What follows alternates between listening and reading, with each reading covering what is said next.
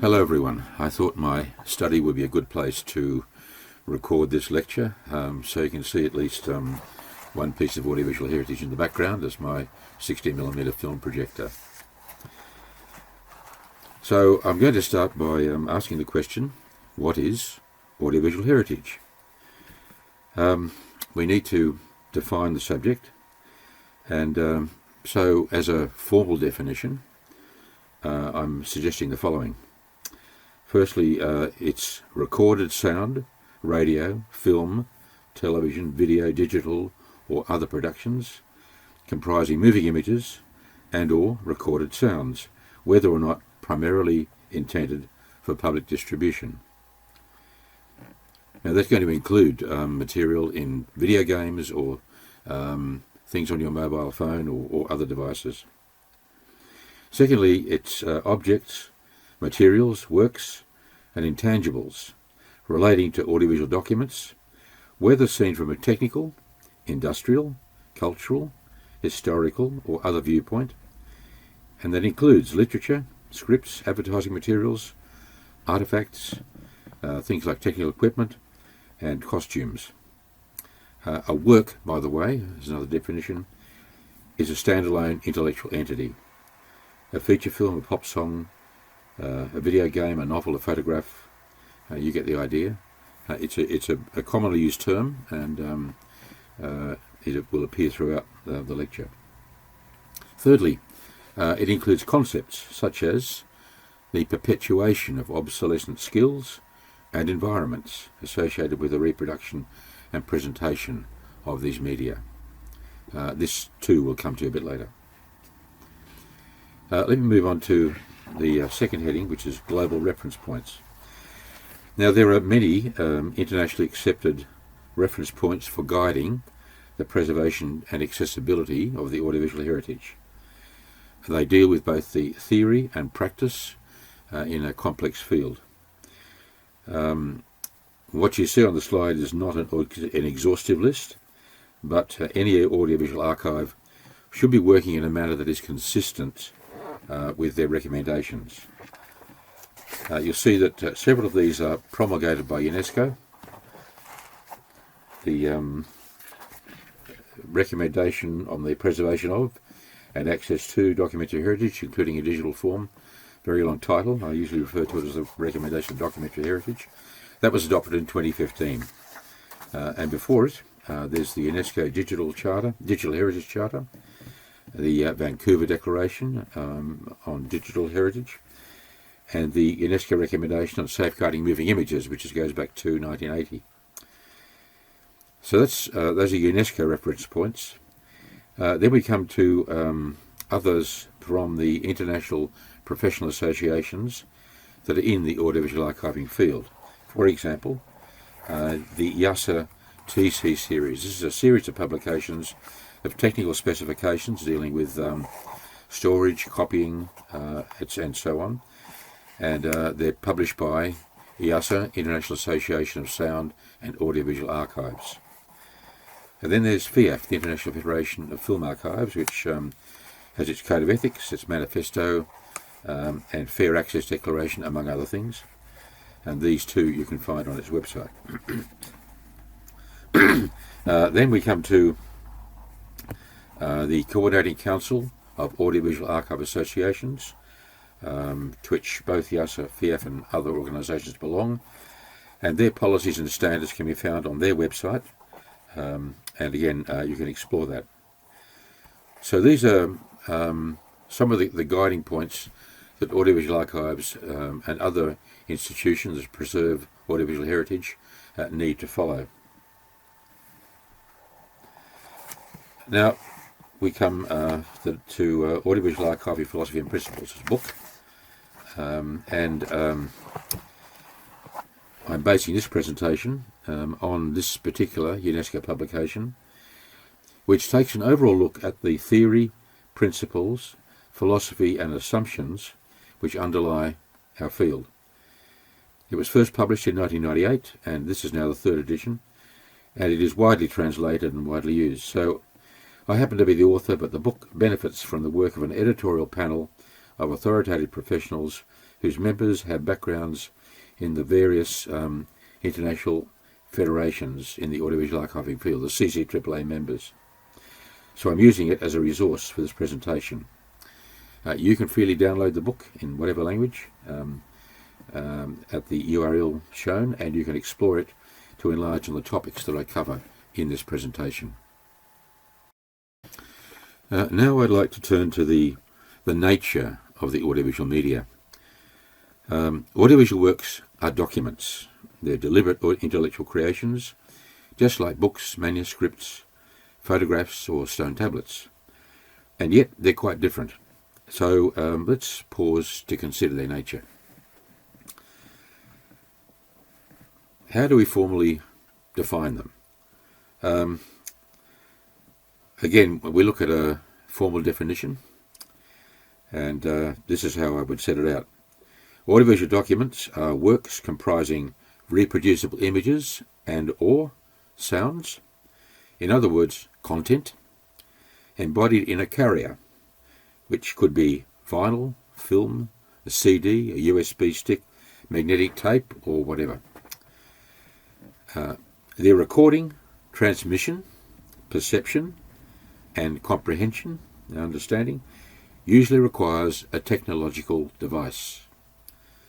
That differs from a book or a textual document, and with some minor exceptions, they are not accessible without the technology. Then the visual and or sonic content has linear duration. That is, they have a beginning and an end no matter how long or how short they are. That's the way we perceive them, and it's as true of a feature film as it is of a 5-second grab on social media. They can't be perceived instantaneously.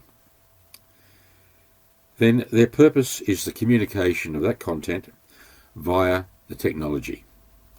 In other words, the device is essential to their purpose, not incidental to it, as it would be in the case of, say, using the technology to access a text document. A newspaper can be read either on paper or on a computer screen, but you can't watch a movie or play a video game on a piece of paper. So what are the distinctives of audiovisual documents? Well, here's the thing. Audiovisual works, as we perceive them, have no objective existence. They exist only in our minds. Sound is a wave movement in the air, and moving images rely on a phenomenon that we call persistence of vision. It's a characteristic of the human eye. If you played a sound recording on the surface of the moon, you wouldn't hear anything because there's no air. When you go to the movies today, and you're not watching film any longer, you're watching a video projection of a rapid sequence of TIFF images, and they're still images. It's your mind that does the reconstruction of this information into a moving image and into meaningful form. Now, there's a tradition in libraries and archives of referring to audiovisual media as non-text or non-book or special materials. It implies that traditional materials are the norm and the audiovisual media deviates from the norm. It's the exception. It may sound a small matter, but such conventions influence people's perceptions about the status and cultural value of the audiovisual media and the way funding is allocated to it. We should define the audiovisual media by what it is, not by what it isn't. That means that management systems, terminology, concepts, and ways of thinking should arise from the nature of the audiovisual media and not by analogy from the older member professions. Audiovisual archiving is a profession in its own right, with its own training courses, its own qualifications. Its values might be shared with the other member professions, but it is not merely a subset of an existing profession. It exists in its own right. And characteristically, the objects of its intention, the audiovisual media in all their physical and digital formats, have always been in flux.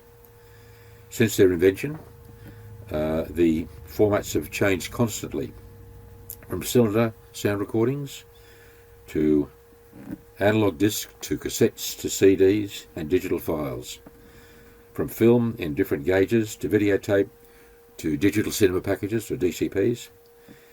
Many are physically vulnerable, they require careful storage and management, and they have greatly varying lifespans, the digital file being the shortest of all.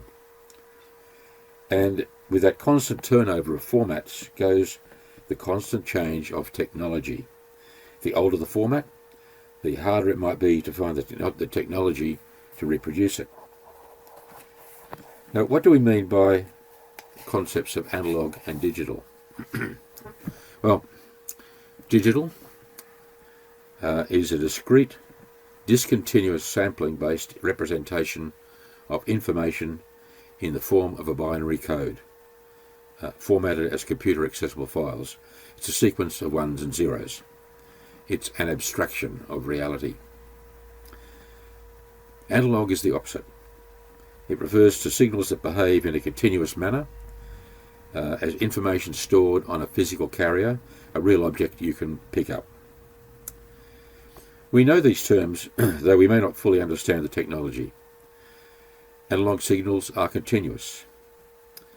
Analog formats are things you can physically hold and analyse, like a vinyl LP disc, or a roll of 60mm or 35mm film, such as you can see on reel behind me. You can't physically analyse a string of ones and zeros. Now, it's easy to assume that digital and analog are mutually exclusive terms and concepts, but it's not quite that simple. Movie film, for example, is both analog and digital. You can pick it up and you can see the little analog photographic images, but it also works on the digital concept of sampling, in this case capturing its objective at the rate of 24 frames per second. Now, preservation. What is preservation? It's a much misused term, and there are several definitions, including a lengthy one in the 2015 recommendation on documentary heritage that I mentioned earlier. But I suggest this as a succinct formulation. Preservation is the totality of things necessary to ensure permanent accessibility, forever, of an audiovisual document with maximum integrity. And dealing specifically with digital documents, the American Library Association has offered this formula. Digital preservation combines policies, strategies and actions to ensure access to reformatted and born digital content, regardless of the challenges of media failure and technological change. The goal of digital preservation is the accurate rendering of authenticated content over time. Now, all these formulations assume two things. First, that the purpose of preservation is access, not preservation for its own sake. Second, that preservation is an ongoing process. It's never a once-for-all action. Nothing has ever been preserved, it's only being preserved. Now, all professions have a vocabulary of terms and acronyms to describe concepts, processes, objects and action. Here's a sample list of terms, process terms, and now another sample list of concept terms. If you refer to the book itself, you can explore their meaning. But I'm going to unpack just one example, that's motion picture film, which has many technical characteristics. Firstly, it comprises a transparent base, which could be cellulose acetate, cellulose nitrate, or polyester, or even cellophane, with an image-carrying emulsion coated on one side, or perhaps sometimes on both sides. It has perforations. These are sometimes called sprocket holes, and there are varying shapes and sizes. It comes in a variety of widths or gauges, such as 9.5, 60mm behind me, 28mm, 35mm, 70mm. It may have edge markings which identify the year of manufacture, and so you can calculate its age. The photographic image may be colour or black and white, positive or negative. There may be or may not be a soundtrack. Every one of these terms breaks down into a subordinate list of variables. For example, if it's a colour film, then knowing the type of process and the manufacturer of the stock is important. Is it Technicolor, Eastman Colour, Fuji Colour, Ferrania Colour, Agfa Colour, or some other process? It's a long list. All this information and more is essential to record in a database to support the physical management of a collection and the parameters of its storage environment. For example, Technicolor images don't fade, but many of the other colour stocks do fade. Some film stocks are more prone to shrinkage or decay than others. Now I want to talk about the link between content, carrier and context. Every audiovisual format is of its time, and no audiovisual work can be fully understood or appreciated if it's separated from its carrier, from the carrier and the context for which and in which it was created and enjoyed. Maintaining that link for the benefit of today's users is difficult and sometimes impossible, but it is nevertheless valid for archives to do this to the best of their ability. Sometimes it's possible to partially recreate a setting, a context and an experience, a task that is also part of the stock in trade of museums. Sometimes the best that can be done is to assemble relevant information, including in the form of oral histories. But creating a link back to the original form and context is crucial. In my opinion, listening to a cylinder or a 78 RPM disc like this one, playing time of about 3 minutes, but listening to it through its original acoustic technology is a totally different experience to hearing the same recording on a CD or a digital file through a modern sound system. The tactile and aesthetic experience of handling analog discs or piano rolls or film. Here is a reel of 60mm film. Once a very common item in schools, where the school would have a film projector.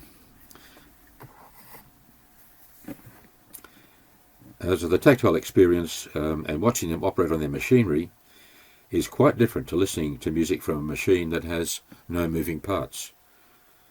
Listening to a 1930s radio program on an iPhone or a PC is quite different to hearing the same program in a lounge room on a full-size cabinet radio or a mantle radio. Watching a period movie in an ornate picture palace of the same era is quite different to seeing the same film in your local multiplex.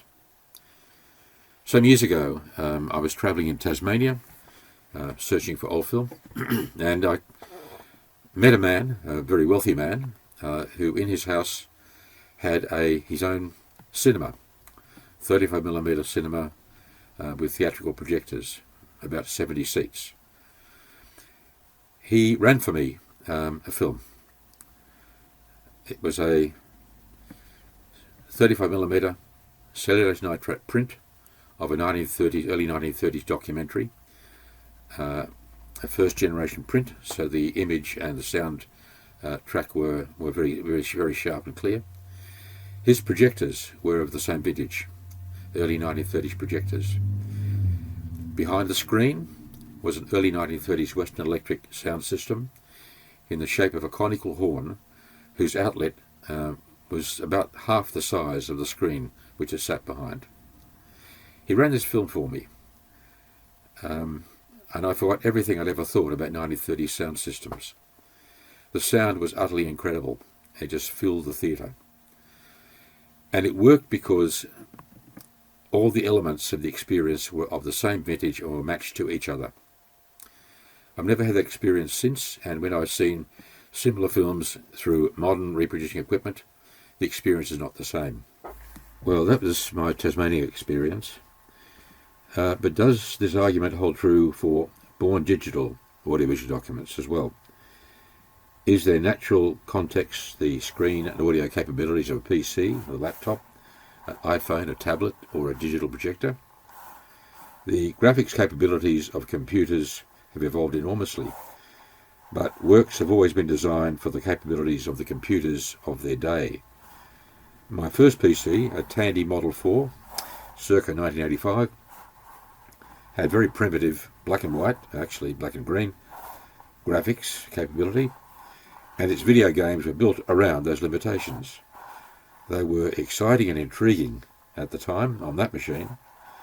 They would look pretty silly today on my current notebook, even if the software could be emulated.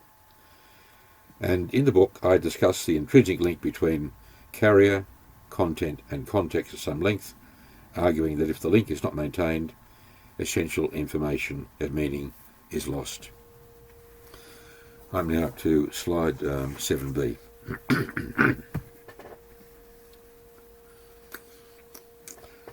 Traditionally, there's actually a creative connection between analog content and its carrier.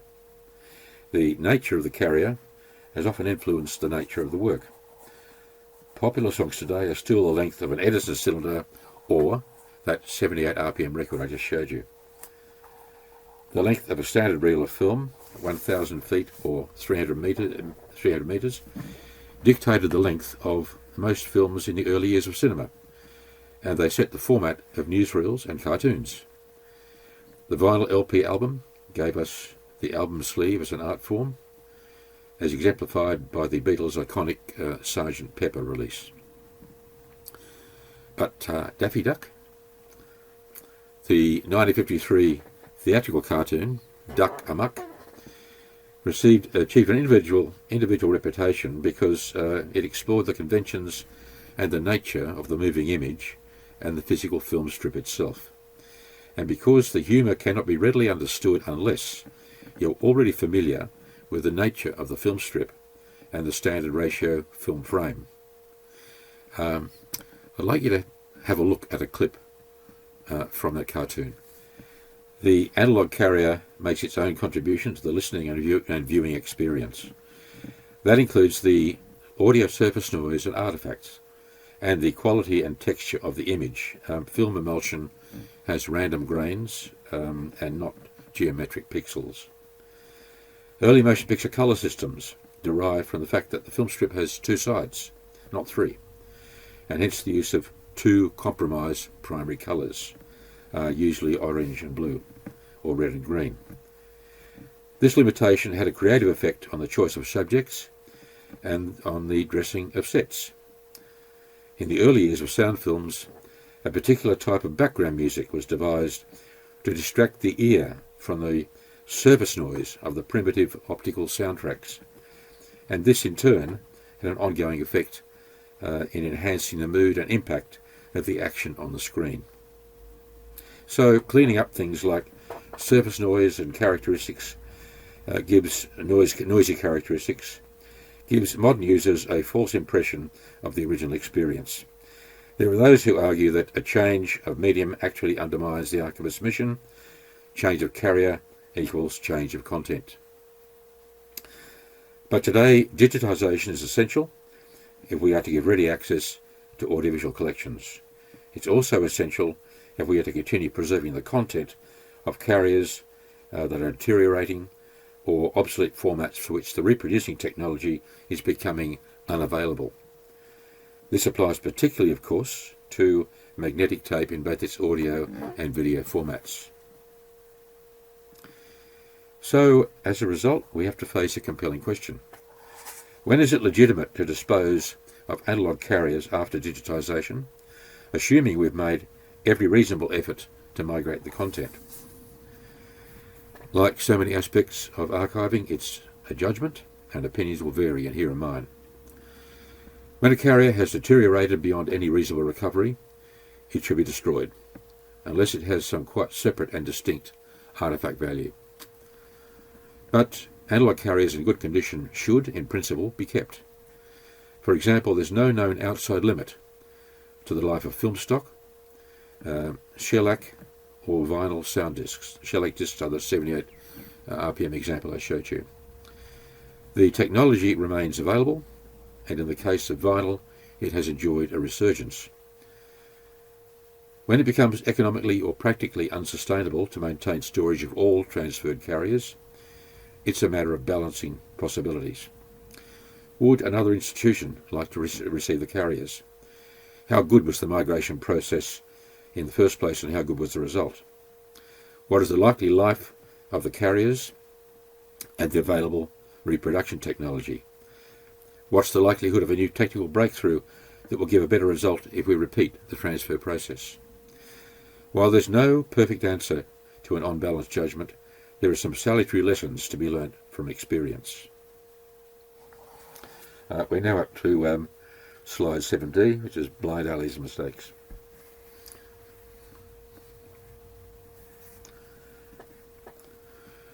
For the purposes of preservation, archives have been migrating images and sounds from decaying carriers onto new ones for decades, long before the current large-scale impetus for digitisation appeared on the horizon. In the case of film, it was analogue to analogue copying, photographic transfer. In the case of audio and video, it was electronic transfer onto tape or optical disc. Sometimes those strategies failed because new technologies that were chosen proved to be dead ends, blind alleys. In other cases, optimistic assumptions were made about the stability of the new carriers that proved to be false. The classic example is the treatment of 35mm cellulose nitrate film. It was the raw material of the professional film industry, not home movies, but the theatrical industry, until 1952. It's flammable and it decomposes with age. In the 1960s, it became received wisdom in film archives that all nitrate film would have decomposed by the year 2000.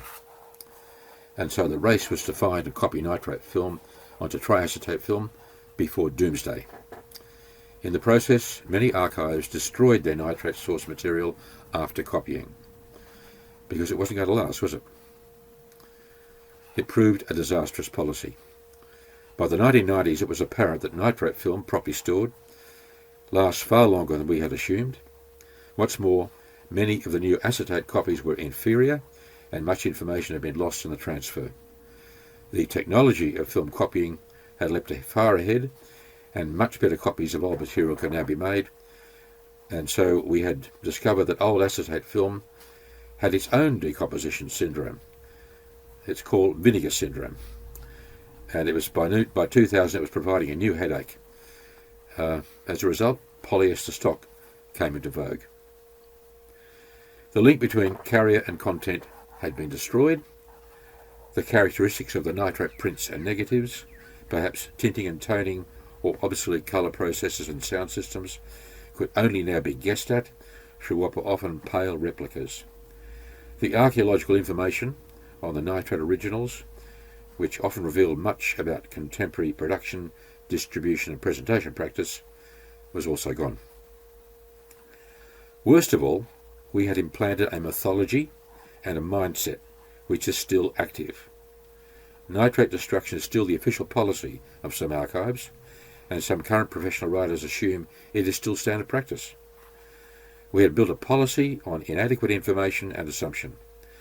We had destroyed much film heritage in a misguided approach to saving it, and we gave ourselves a huge political and public relations problem. We should all have learned from this, but we didn't. We repeated the mistake by copying content from audio tapes onto CD, compact discs. The marketing hype told us that they were permanent and basically indestructible. Well, it turned out that the hype was wrong. We now know that CDs and DVDs are not preservation media and sometimes have very short lives. We had to do the work all over again, except in those cases where we had not kept the original carriers, and so we had managed to lose that content entirely. Now, as we pursue mass digitisation of analogue collections, we face the risk of losing more than we bargained for. As standards and expectations constantly change, we are discovering that some of our analogue to digital transfers no longer meet the escalating standards of our clients. We have to go back to the originals and do the job all over again.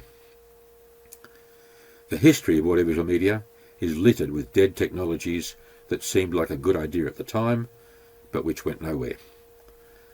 The obvious message is that we have to be conservative and careful in our choices and our strategies. Keep originals while they're still viable, because it actually matters. Remember, we are seeking the permanent accessibility, forever, of audiovisual documents with the maximum integrity. We don't willingly discard information and so reduce our options for the future. We're now up to slide 8, does digitisation equal preservation?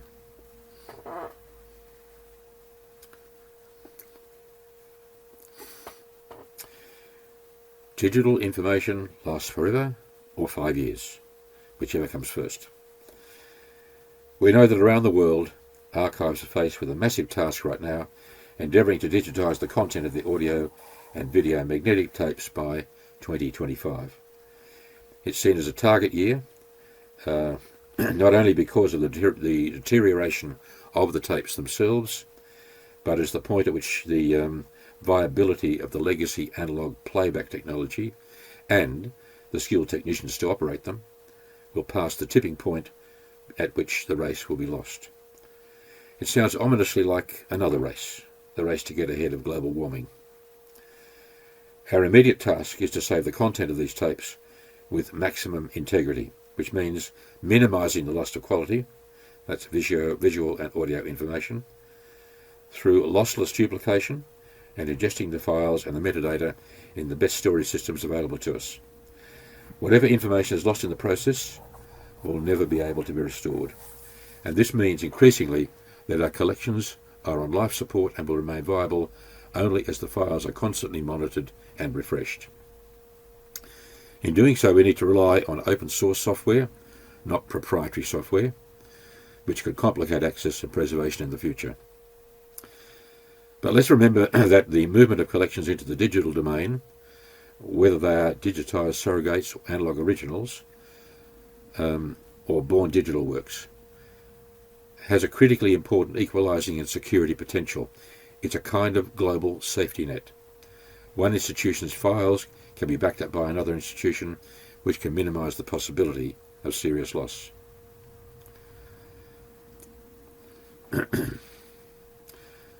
Now, I want to talk a bit about artefacts.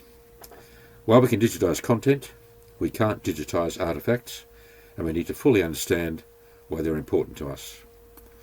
If you've been to Paris, and been to the Louvre, I'm sure you've gone to see the Mona Lisa. Everybody does.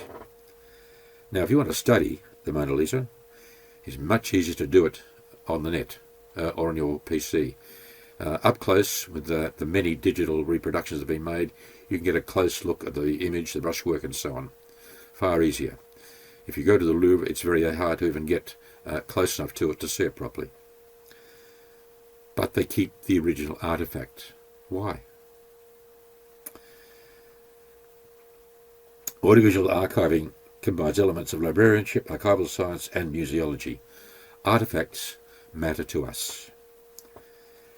The move into digital collecting has meant that items which were once treated as consumables, such as film prints and analogue sound discs, are now artefacts and need to be treated as such. They are knowledge-bearing objects. They join other artefacts such as vintage technology which form part of the history of audiovisual media, a history to which archives need to be able to provide access into the future. When you copy the content of an artefact, of a disc or a film, there's much information that's embodied in the physical carrier that does not transfer. Some items, perhaps props from a movie set, as well as a piece of technology, might have personal associations, and they're important to keep for that reason, because they have a particular historical significance by association. A wind-up gramophone from the 1920s or a TV set from the 1950s are examples of the many items that give context to preserved audiovisual works in the collection. We can't communicate the audiovisual heritage and its history without access to the artefacts of that history. We're now up to slide 10, housekeeping and storage. I want to talk briefly now about collection storage. 4 walls, a roof, shelves and a lock on the door are essential requirements for managing an analogue collection and providing security. Desirably, the internal environment should operate within the limits of temperature and humidity specified in the relevant technical literature. One size does not fit all. Different types of carrier have different needs, and the storage environment bears directly on their useful life.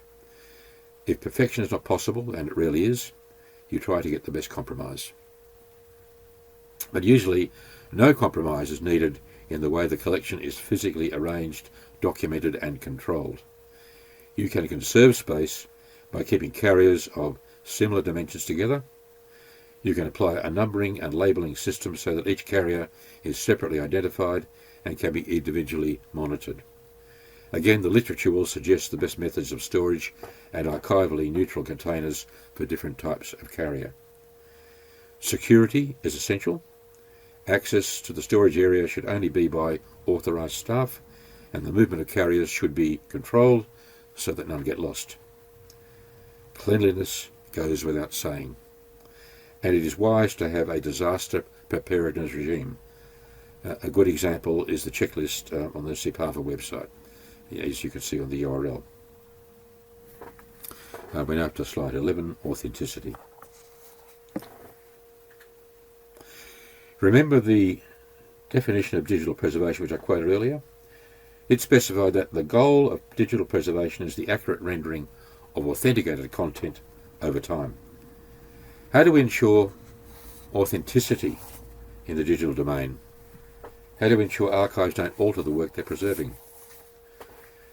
There's no foolproof method of putting an inviolable fence around a digital document. Whatever one programmer can devise, another can override. The Inter Pares project says, technology cannot determine the solution to the reliable and accurate creation of digital records or their authentic preservation over the long term. We must be able to infer authenticity on the basis of the document's creation, maintenance and preservation. David Bierman, President of Archives and Museums Informatics, says, authenticity of whatever transformations of our heritage we make over time are grounded in the documented genesis and the ongoing documentation of their transformations. Regarding their genesis, digital objects must be captured at the time of their creation and managed under rigorous controls, in order for us to assert that the original bit stream we have selected is indeed authentic. Any copy needs to preserve the original bit stream along with all subsequent transformations. He adds that even that which has been subject to preservation action is suspect, because multiple institutions are making determinations of what and when to migrate. Digital choices are made by different repositories. There's no independent verification of the transformation algorithms applied, or oversight applied to their understanding of what they are aiming to preserve. Where multiple copies of the original exist, multiple preservation decisions result in multiple and probably different representations in possibly different formats, but not necessarily preserving content, context, form and function. Perhaps none of these transformed records will be authentic. Which for us is the authentic version of a musical performance, a political speech, or a dramatic work? The one we acquired on a CD, the one on YouTube, the one from the Wayback Machine? And how do we ensure authenticity and integrity? I suggest that ultimately only the ethics and professionalism of individual archivists will be the safeguard. How good are our codes of ethics? Do we and our staffs fully understand the ethical issues in play? I'm now up to slide 12, ethics. Public trust is essential for the effective operation of an audiovisual archive. It's hard to gain and it's easily lost. Like the other memory professions, audiovisual archives have an ethical basis. The federations which make up the membership of the CCAAA each have their codes, and an example of the oldest and perhaps the best known of these is the Fiat Code of Ethics. A written commitment to the code is an obligation on all Fiat archives and their staff.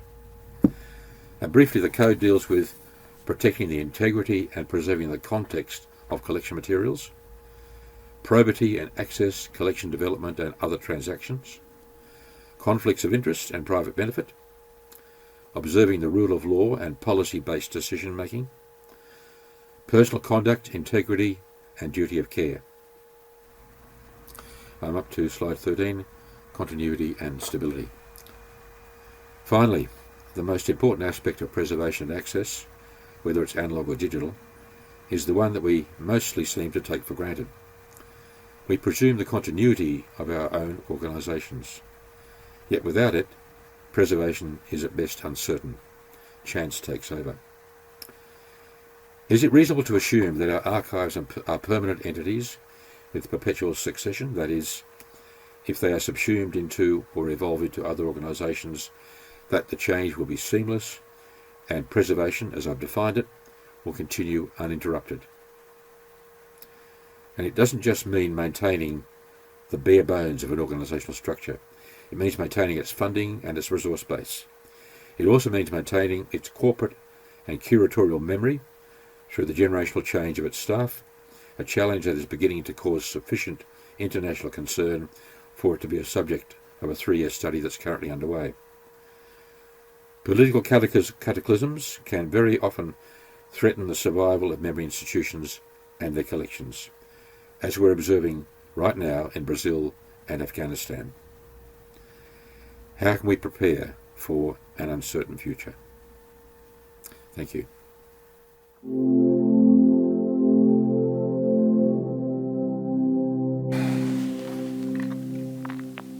G'day, my name is Mick Newnham and I've been asked to talk to you about digitising audiovisual heritage, that is, audio, video and films.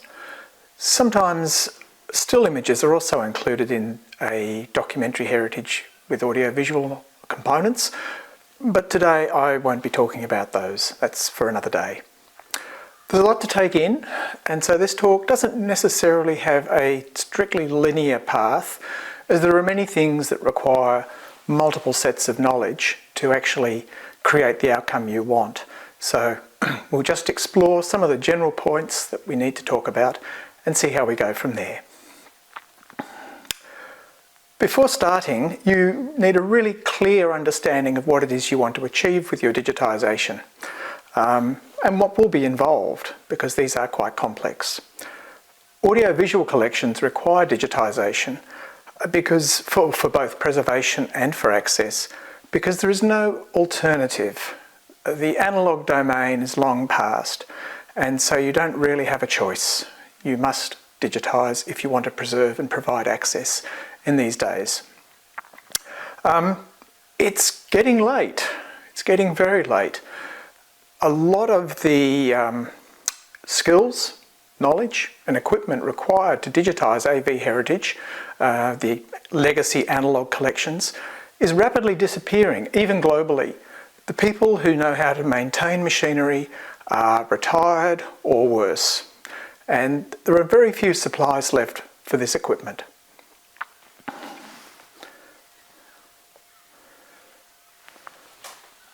When we're thinking about access, there are a few additional questions that need to be asked. Who will be accessing the collection and for what purpose? And how will they obtain access? These are all crucial in designing the project that you'll be undertaking. Who and why helps you determine the priority paths of your collection that you need to work on. How determines how many parts of the project, including types of files, you will use and for what purpose, and your technology back end for delivery, servers, internet connections, etc., etc. Or you may choose to outsource, and that's fine too. The physical object is often referred to as a carrier. The carrier may be an audio cylinder or a disc, film or magnetic tape. Each will have a specific method of retrieving the content that's stored on it. Another way of describing carriers is as time-based media.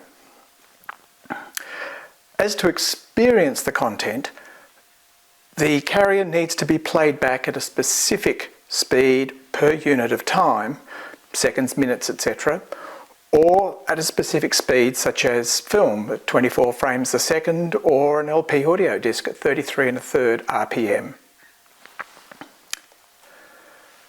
An expression that I'll refer to at various times is signal. This definition on the screen is sufficient for our purposes today. The two things we need to remember is that a signal has time and varying amplitude or change in strength. We put time on the X or bottom axis and we put amplitude on the Y or the side axis. In some ways, a signal is a bit analogous to an ocean wave.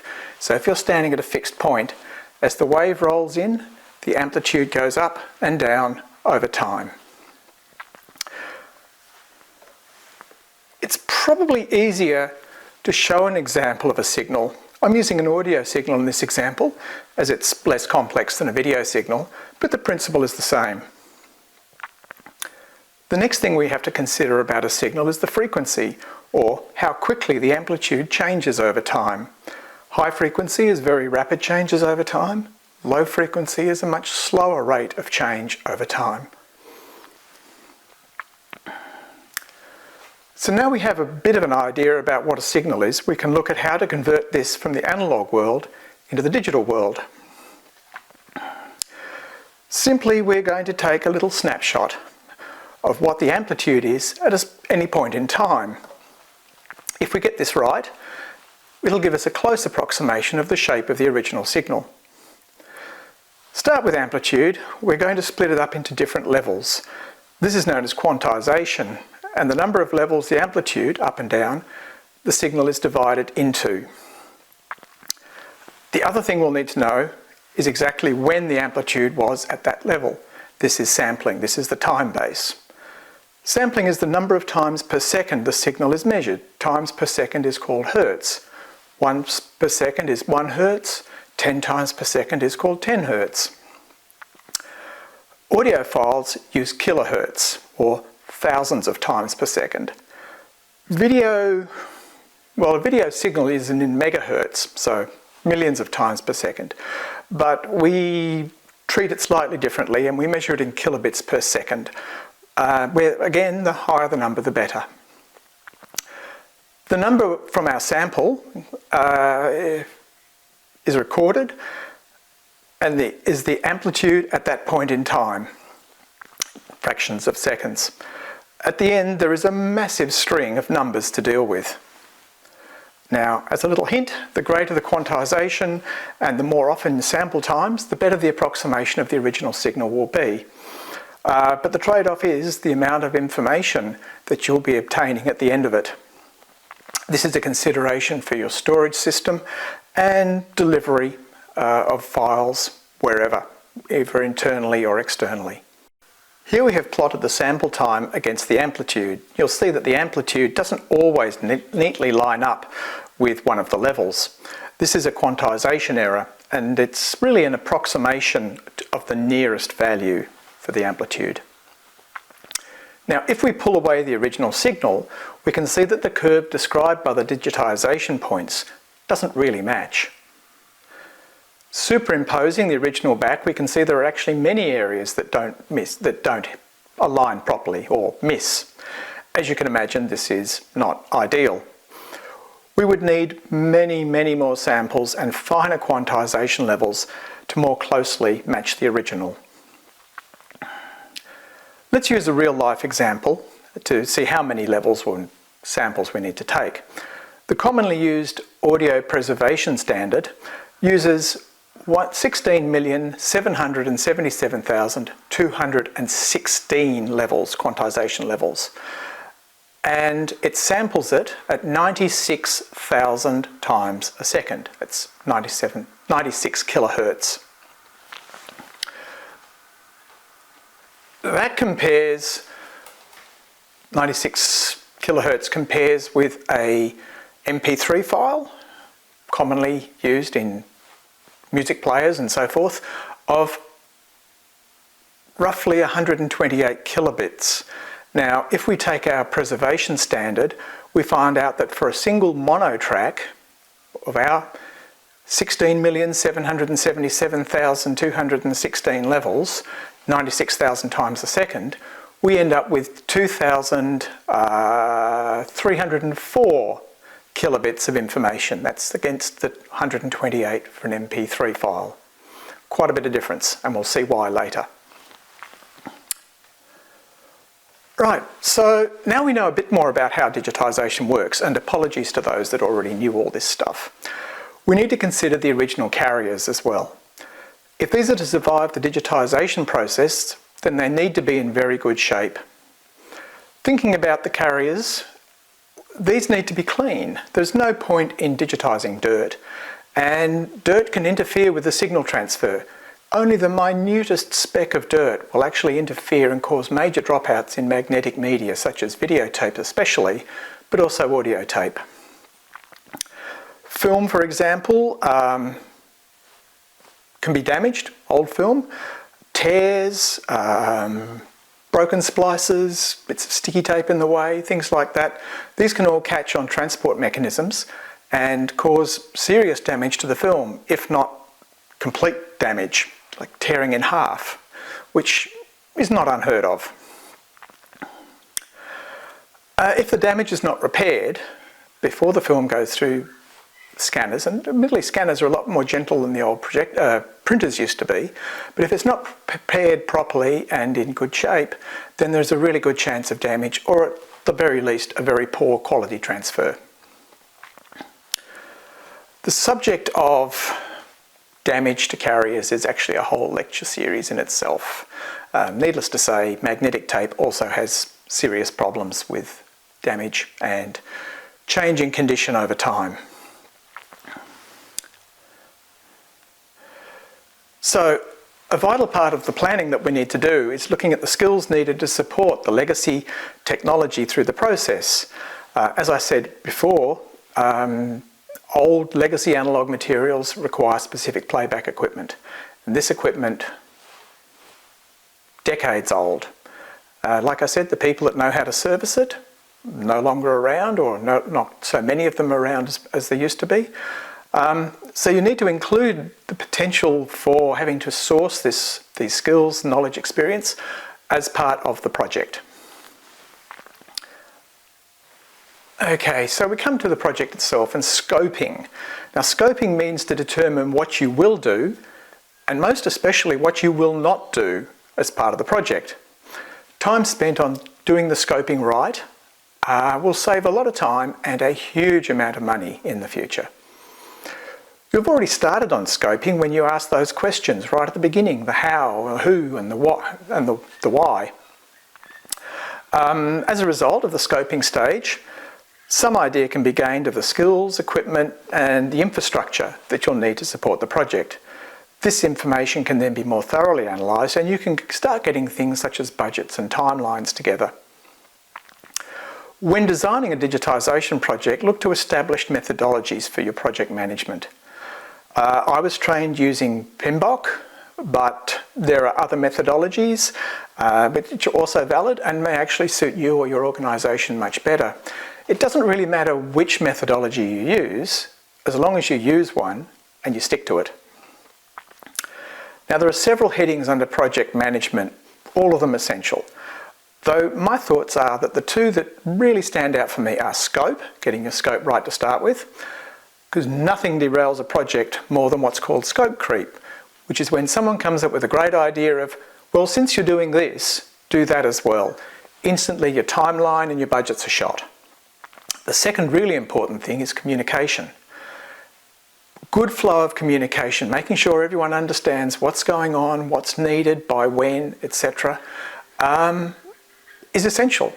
Poor communication will again derail your project very, very quickly, adding costs, and everything else will go wrong as well. Since preservation will very likely be the outcome, I'll start with this first. Firstly, definition. It's always good to carry around this. I like this one particularly, and there are some key takeaways from this quote. Totality. Very encompassing. There is more to preservation than just putting something on a shelf or digitising it. Forever. It gives us the timeline that we really need to work to. Could be a billion years, which I think is the definition of forever. And finally, and possibly, in my opinion, most importantly, is integrity. Maintaining the maximum amount of the original content information that you possibly can, and also not changing it. Not to begin with anyway. Preservation doesn't change. Restoration, which we might talk about a bit later, certainly does. So as I said, preservation is most likely the outcome that you'll have, or certainly one of the most outcomes you'll have. So I'll start with this. I think of this as a completion backwards process. So we start at where we know we want to be, and we work out how we got there. It sounds a bit confusing, but it kind of works for me, and other people, they kind of like it too, I guess.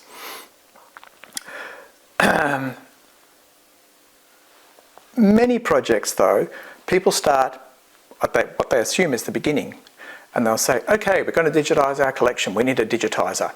And they'll rush out and they'll buy something.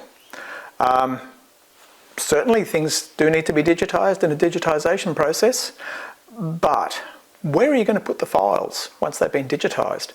And if you've outsourced, the guy is going to come knocking on your door with a whole pile of hard drives, portable hard drives or something, and where are you going to put those? How are you going to access them off those drives? So we need to think about how we will preserve or look after the files once they've been created.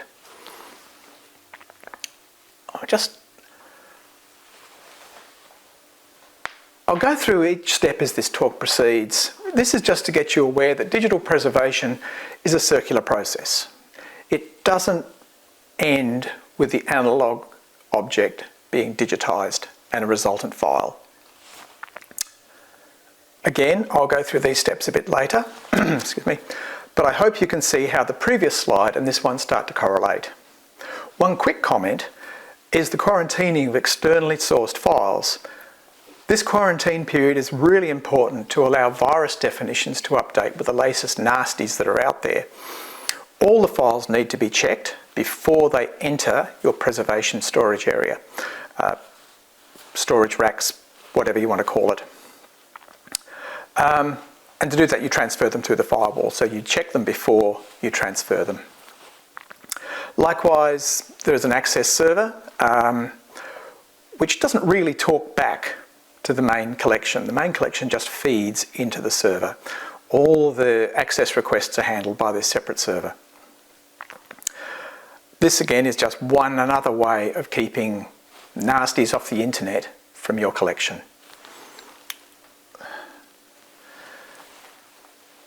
Now, one of the little features you saw in those diagrams was Checksums. And Checksum is a small piece of software that adds up all the numbers in the file and gives the answers as a string of code. How simple. Here is the original file and a supposedly exact copy. As you can see, there is an error in this copy. I've made this very obvious so we can see it, but in a real situation, an error could be only a couple of pixels or a few fractions of a second of audio that have changed. But it would be very, very hard for a person to actually pick that as a difference between two files. Depending on the size, of course, but small differences will not be noticeable. And a single dropout on a frame, you'd have to be pretty quick to catch that as it was running through at 25 or 30 frames a second. So we start by giving the Checksum algorithm to analyse the file. This will give a string of code, as I said, and in this case the string ends in 744. Now we analyse the copy. In this case, the string ends with AE8. Clearly this is quite different. This software will compare the two strings for a match. In this case, they are quite obviously different, and the strings are also quite obviously different. Now, unfortunately, checksums don't tell you where the film or the file is different, but it just tells you that there's a problem that you need to chase down. Still, hard work, but it's better than losing content, and the error could actually, what they call, concatenate and create a fatal error at some point in the future, in future copies. We know that when we digitise the original content, we want to make sure we have the maximum integrity, given from the lovely definition and quote that we saw earlier. We need to consider some parameters or specifications for our digitised files as to how to achieve this. I'll talk about moving image, as it is perhaps the most complicated, but similar issues certainly exist with audio stuff as well. Now, for preservation, our aim is to duplicate the original as faithfully as possible. We don't make any decisions about improving the image at this stage, even if it looks really awful. The aim is purely to capture all the information on the carrier that we can. To make the image more saleable or more interesting for people to view, there is a later restoration stage which can be done, but it's all how we imagine things should look. There's no truth in it. It's all an assumption that this is what the image actually looked like.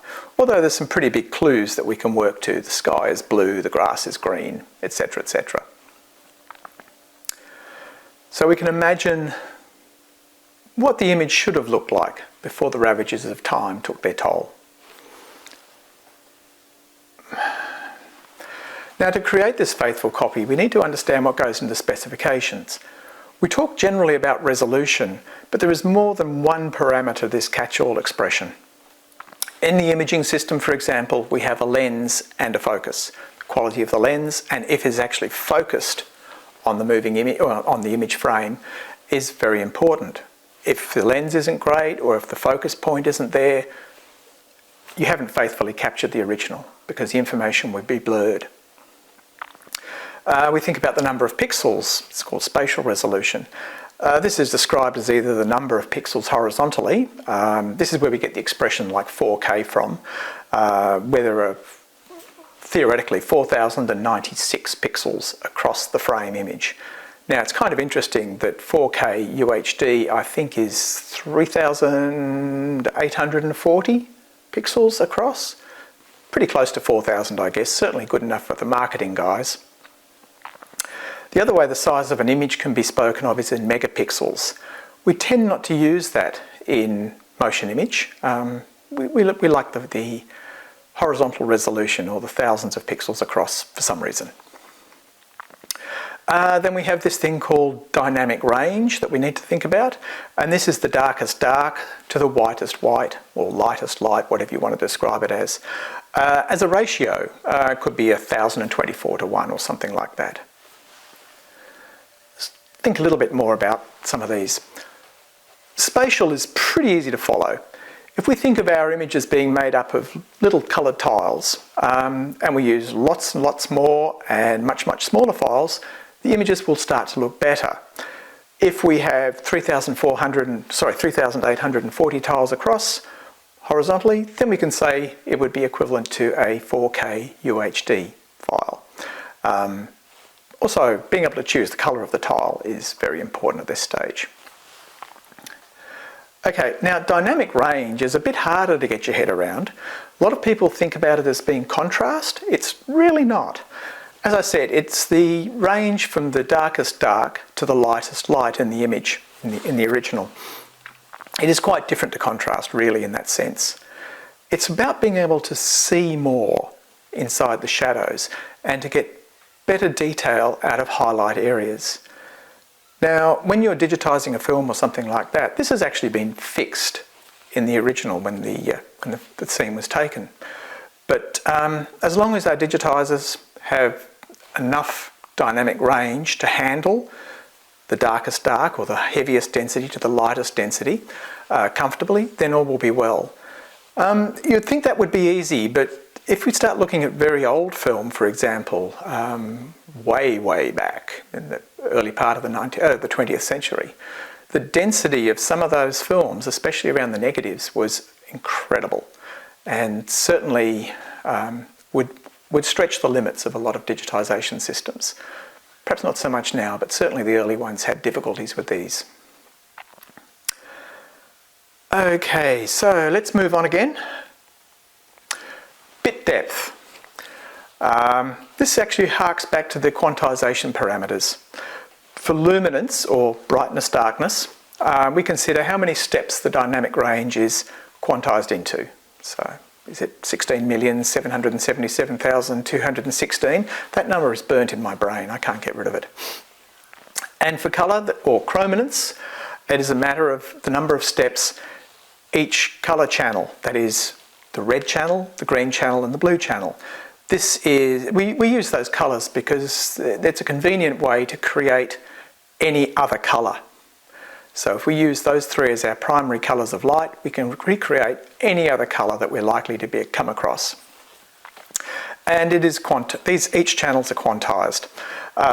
For example, 24-bit, which is probably described as 256 levels, 2 to the 8th power.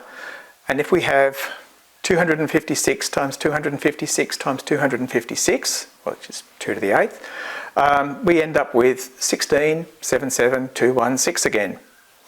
That's per channel. So it's a lot of information there. It'll make a bit easier to see if I make this slightly bigger. So you can see quite clearly the difference between a 24-bit image and a much lower quantization level of chrominance. Now, in the early days of digital imaging, being able to use even 32 colours that you could choose was pretty amazing. Most computers back then, this is, I guess, thinking about the mid to late 80s, early 90s, most computers then had 16 colours which were fixed. So times have changed just as well too. There are a couple more things to think about and get right. First is frame rate, or how many frames per second. This will depend on a number of factors. For film, it depends on the format and whether there is an incorporated soundtrack or not. Format or size of the film can play a role. For example, 8mm film, standard 8, was usually shot at 16 frames per second. When we got to Super 8, it was increased up to about 18 frames a second. Larger formats such as 16 and 35mm film, the addition of the soundtrack fixed the frame rate at 24 frames per second. In the pre-sound era, roughly before 1930, sound on film, frame rates ranged from about 12 to 18 frames per second. And there were specific reasons why they would use variable frame rates. And one, if you think about comedy films, everything looks a little bit funnier if it's sped up. So quite often comedy films were shot at a slightly lower frame rate. So when they were projected back at 18 frames, it just kind of added to the humour. The second thing that I think we'd like to consider now is aspect ratio. And again, there are some factors to consider around how much of the film has image on it. Is it just a little tiny slip in the middle, or is it the whole side to side of the frame of the film? Now, broadly speaking, and there will be films that are different, I know there are always differences, examples pop up, prove me wrong.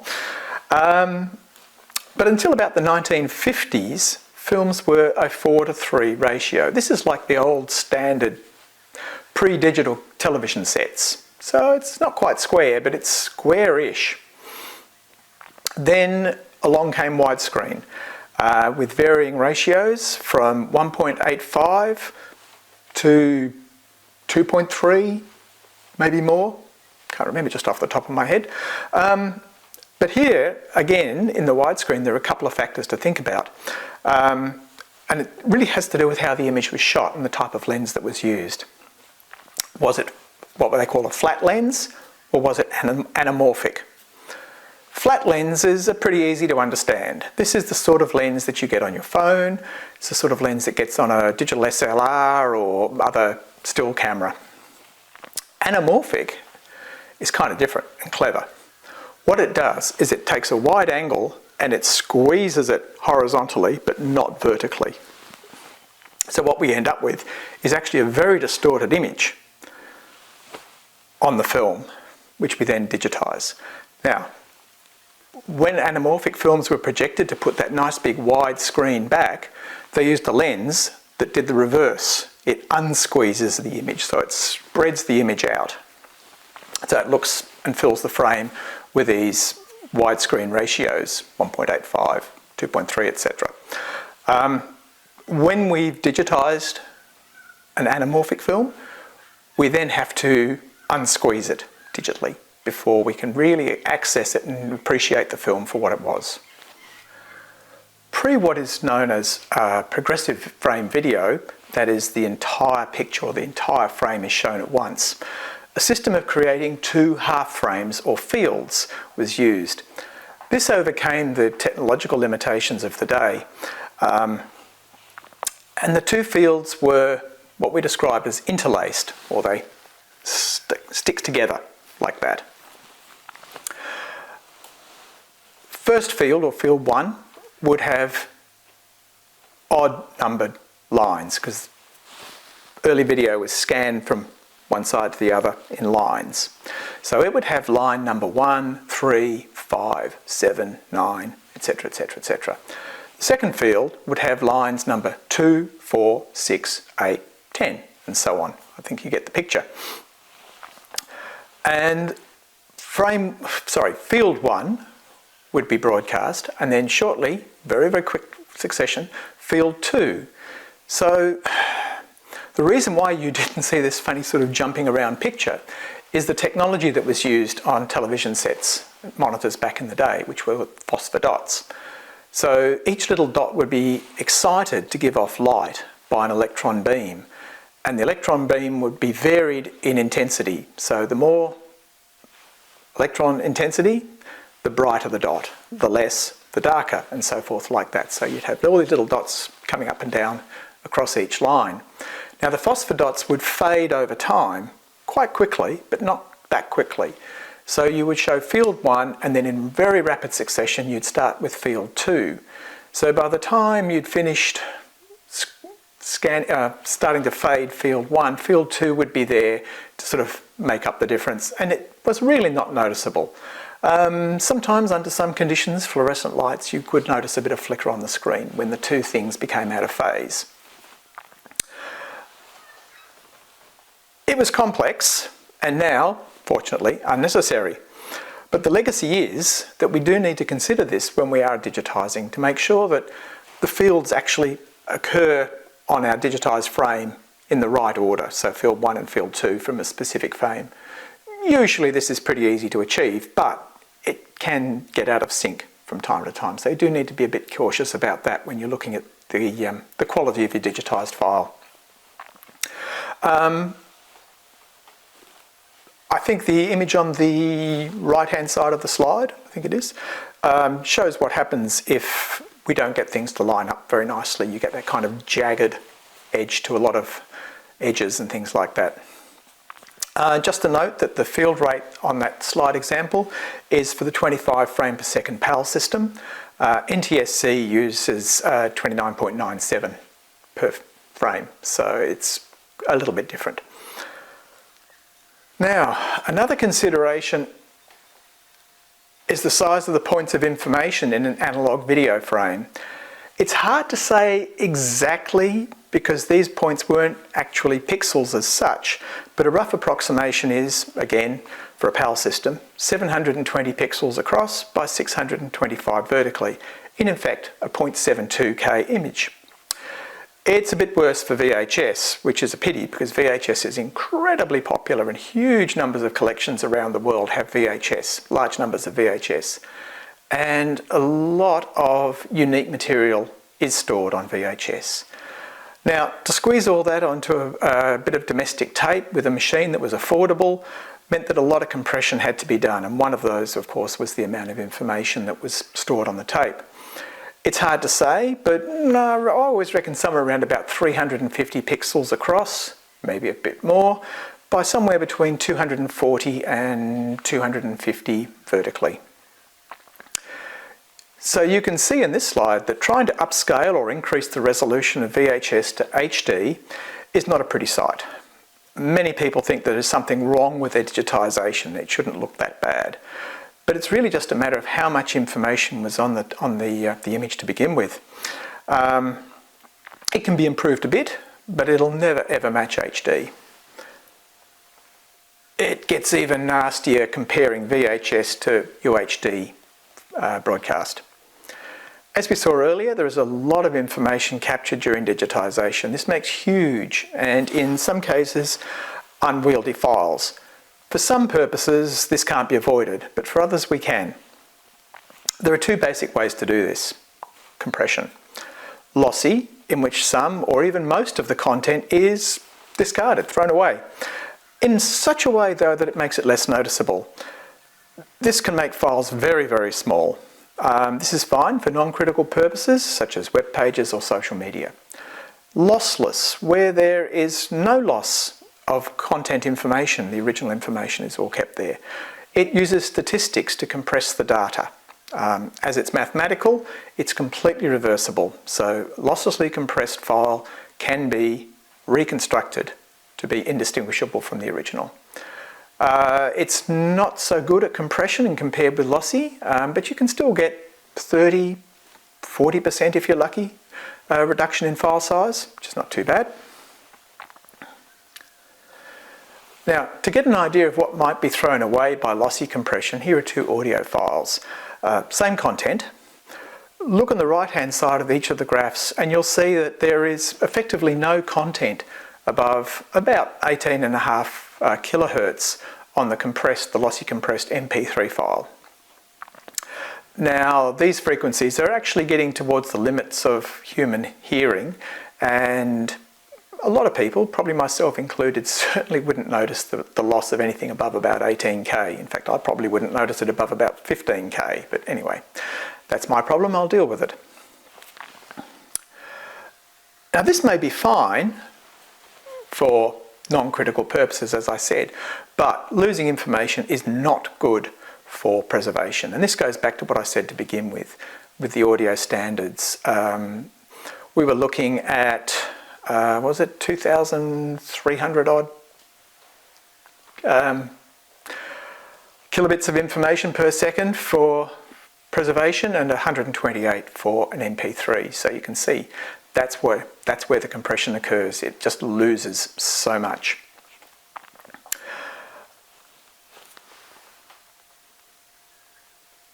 Okay, now with images, compression tends to be most noticeable in fine detail and is often seen as what are called macro blocks, which are blocks of 8 by 8 pixels, which is part of the compression process. And each of these little blocks behaves pretty much independently of all the other little 8 by 8 blocks that surround it. Each of the three samples shown in this slide show the effects of different types of compression on an image. And you can see that the difference between lossless and no compression is identical, effectively, just the file size. In very low bit rate and highly compressed video, as well as the macro blocks, there are other noticeable artifacts such as ringing around areas of sharp definition, edges, etc. The small image at the top right shows the sort of thing that can occur. Not pretty. Now, I admit I had to try very hard to achieve this result, but I'm sure you've seen this type of artifact looking at videos on the internet or social media, especially ones that were digitised a few years ago, or more than a few years ago, when compression systems weren't nearly as efficient as they are today. The digitised content needs to be put somewhere, all those strings of numbers.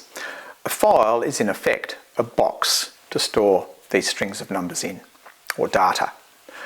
Imagine, though, all the data as children's blocks. Everything could be stuffed into the box. You'd have all the content, you'd have all the information, but it'd be very hard to rearrange it so that you got your original image or sound file back. This is where we put some order into chaos. A file format is designed to store the data in a specific way and a repeatable way, so it can be easily reassembled in the correct order. This also increases the ability to exchange files between users. Now, as you may guess, there are specific files for specific purposes. Browsing files are designed to be small and easily movable along networks. Typical of this are the MP4 files used for websites and social media. Mezzanine files are those that will be used for creating new content from the original, the preservation type materials. These will be quite larger and even may still have compression in them, but the compression is at such a way and such a low level that the quality is still maintained even through the editing and re-rendering process. Not every document will be in the collection will be accessed, or not every piece of content will be accessed. So mezzanine files may not need to be made at the same time as, say, your browse files or your preservation files, and perhaps transcoded, what we call transcoded, later on as clients request them. Now, preservation files, all we can say about these are big. They're designed to ensure that all the content is faithfully held in there. A great place to get more information about files is the United States Library of Congress website, and there's a link there, which if you're quick you can jot down. Now, compared with moving image, audio files are much smaller, and there may not be the need for a mezzanine file as networks become faster and faster. Just a quick note though, MP3 is now an obsolete format. That means it's no longer being technologically developed. However, there is so much MP3 material out there, and it is so widely supported with software that it's probably okay to keep using it for a little while yet anyway. But be aware there are better files on the market or out there being used. And video also has a range of options, formats like MP4, H.264, and H.265 may be able to be encoded at a range of bit rates, or are able to be coded at a range of bit rates for various uses. So it could be a browse file that's low bit rate and a mezzanine file at high bit rate. Probably would not be used as a preservation file, as there still is quite a bit of compression goes on in the actual creation process. But give it a high enough bit rate and it might be there. I'm not recommending it though. Now, the downside, of course, is high bit rates means larger files. We know that. There's no free lunch. But as we also know, storage costs are decreasing. So the options for things like uncompressed preservation files is becoming a reality slowly. Although the networks, or the cables, the pipes, whatever you want to call them, to transfer these files still need to be able to handle a huge file. So typical office networks just aren't big enough. They'll either slow down to a crawl and annoy everyone else in the building, or they will crash the network completely. Even worse. Now, film is becoming more closely aligned with video. Hey, it's all moving image. However, there's still a little bit more information captured on a film frame than on a video frame, even at a fairly high video resolution. Now, metadata is information regarding the information in and about the file. It's vitally important to managing any collection, especially digital collections. It is so important that a colleague of mine comes up with a saying, which I use shamelessly. It doesn't matter what the question is, the answer is in the metadata. Metadata helps us interpret what is in the file and gives a nice, easy way to analyse the collection whenever we need to do so, creating priorities, etc. Now, there are many different ways of describing metadata of a file, and likewise there are many different ways of structuring this information. These are known as schema. For audiovisual documents, the common ones we see are double and core, used by libraries and archives. Now, it's not always that suitable for audiovisual materials, but it can be done. PB core is an adaptation of double and core, which is designed for AV. Another commonly used schema is SMPTE, or Society of Motion Picture and Television Engineers. All files contain some metadata. This example here is some of the technical metadata in a JPEG file. This can be accessed without opening up the file. Inside the JPEG are parameters of the file such as pixel dimensions, the original capture data, etc., but not the actual content. Content is more like catalogue information, or it is cataloguing information, and is best handled by the metadata schema itself. Now, to keep all the metadata and other bits and pieces together, which may be far more than is attached to the original file, a wrapper file is used. This is another file with a specific format, that enables several files to be held together. The metadata is one such file. However, for example, if you had a film that was in multiple languages, you could have the different soundtracks in each language also held within the wrapper file, so it was all neatly stuck together and in one place. We call the content, in this case, the essence. I tend to find essence confuses a lot of people, so I tend to talk about content, but if I'm talking to people who get thingy about such things, then I will use the expression essence. Now, there are, of course, options. Something that's gaining popularity is Matroshka as a format. Open source system, which is good. Archives like that don't get stuck into any sort of proprietary dead ends. It's gaining popularity, especially with smaller collections, some university collections and things like that. Perhaps not the big national collections, but the little ones certainly. And however, I'm using MXF as just an example. I'm a little bit more familiar with it, but the basic principle is the same regardless of going back to the questions that we needed to ask right before starting a digitisation project. Here are some more that need to be answered as well, or asked and answered. These are all important and feed back directly into the scope and how you will manage the project. For example, how will you prevent illegal use of the content? What sort of network infrastructure will you need to handle the collection in-house and getting it out to clients and other users?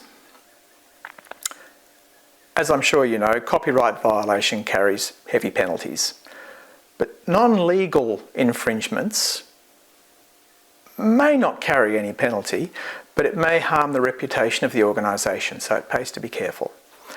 Some organisations do not clear copyright, but require the client to arrange with the copyright holder before permission is given to access a file. This is something that you kind of work out as you go along, I guess, you know, how you want to do that. Will you be actually handling the copyright, or will you leave that up to the person wishing to access?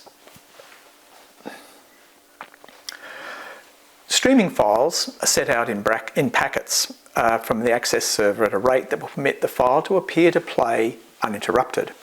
Although ultimately, to a large extent, this depends on the internet capabilities of the user. Some systems have intelligence analysis and will either use a lower bitrate file or fiddle around with the buffering to try and help create a seamless experience. Not always that well, but at least they tried. It may be cost effective to outsource the delivery anyway. YouTube, that sort of thing. However, this can take the client away from your website, which is not really what your marketing people want. But anyway, it's an option. Now, from the analogue original, we digitise and we can create multiple files. These may serve different purposes, as we've said. Preservation files, huge, but contain the most complete copy of the original. Compressed browse files, highly compressed browse files for websites, social media, etc. Some slightly less compressed, higher bitrate files for more critical applications. And again, YouTube can certainly appreciate HD type material and things like that. And then, of course, your mezzanine files, which possibly quite a lot bigger again. Any project requires constant evaluation, review and development. And feedback is an important part of A, your project, and B, how your access delivery is going. It's important to keep statistics on all this to help the flow of resources to support the collection. The people that control resources are very quick to cut the supply off if they don't think the resource is being well used, even if it is an incredibly important heritage collection. It's just the fact of life, I'm afraid. Encouraging user feedback is an important step in keeping the collection alive and usable.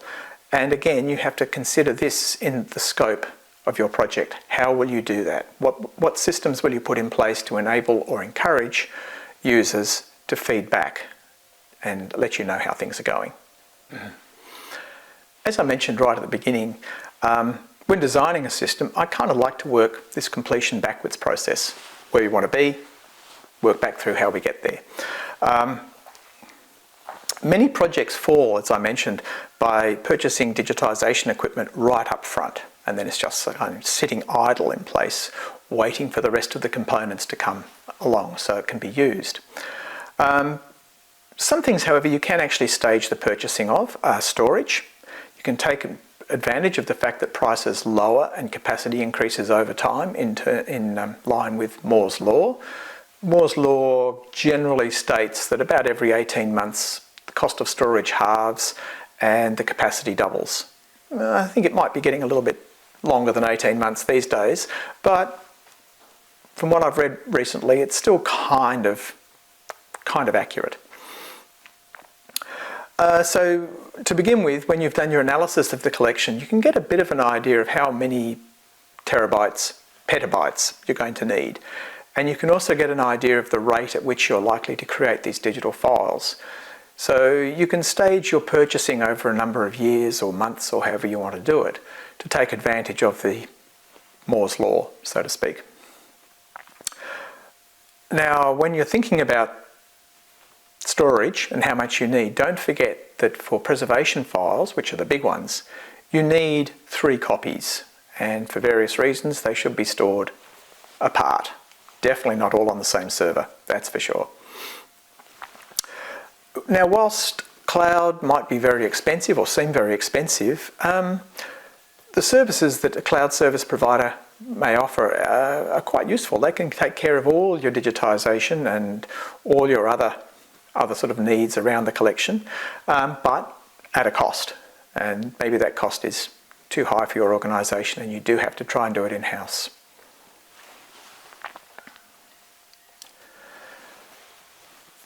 Now, there is a lot of work involved in managing a digital collection. I mean, let alone just finding a file in the massive files is tricky. A DAM, D-A-M, sometimes also called a media asset management system, automates this process and really is a non-negotiable part of the collection management system. Not only does this help find the file, but a DAM/MAM may also do things such as error checking, updates, alert any problems, and maybe even fix simple problems as they arise. DAM systems are expensive, but there is no alternative, as I said. We just go back for a little quick review of the process of caring for the collection. Here is the preservation cycle one more time. Now you can see where the checksums are and keeping the metadata up to date and how it becomes very, very important in managing the collection now. We start with a digital file, which we use at least 3 preservation, just in case. We keep an eye out to make sure that the media the files are stored on is still valid and the formats are still valid, technologically supported. And if necessary, we duplicate the files onto new media, or if the file format is going by the wayside, we transcode to a new suitable format. Then we make sure that the file is good. Either our duplicated file or our transcoded file is good. We apply checksums. Now, we need to realise, of course, that if we've transcoded, the checksum will be different, but that's okay. Just be very, very thorough in your quality checking. Everything is good. We make sure that the metadata is now updated to the new files. Ingest is just a fancy word for putting it in the storage system. Once transferred, though, we do the checksum again, even though we've already looked at the checksums and they were all fine, because things can go wrong, even in this ingest process. You can have what's called a noisy connector, a bit of electrical noise, static or something like that gets in the way of the transfer. It can happen. Okay, so we've gone right around through the cycle. Now we sit back and we wait for it to start again. It's also time to revisit this thumbnail of collection management systems before I move to a crucial part of caring for a digital collection, the disaster plan.